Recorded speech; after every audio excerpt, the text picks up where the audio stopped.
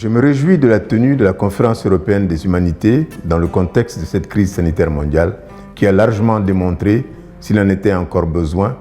la fragilité de notre environnement menacé dans sa biodiversité et celle de nos systèmes de gouvernance face aux défis planétaires que seules les humanités peuvent nous aider à relever durablement.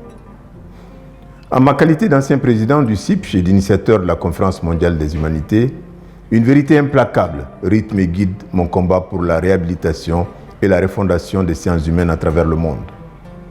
C'est que notre monde va mal sans l'apport de ces savoirs millénaires qui mettent l'humain au cœur des préoccupations de nos sociétés et de nos États, au cœur de nos utopies. La Conférence européenne des humanités est une opportunité essentielle pour refonder et régénérer nos espoirs communs,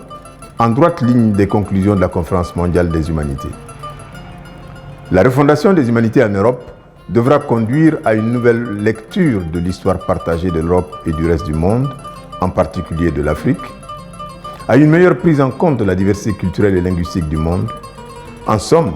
à un véritable changement de paradigme permettant de substituer à un euro-occidentalocentrisme stérile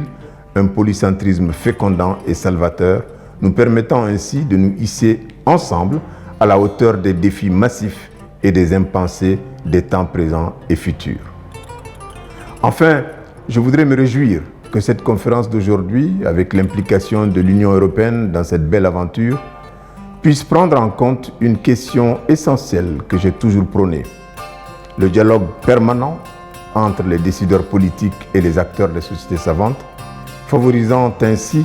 une meilleure prise en charge par les politiques publiques des impératifs de la recherche dans le domaine des humanités.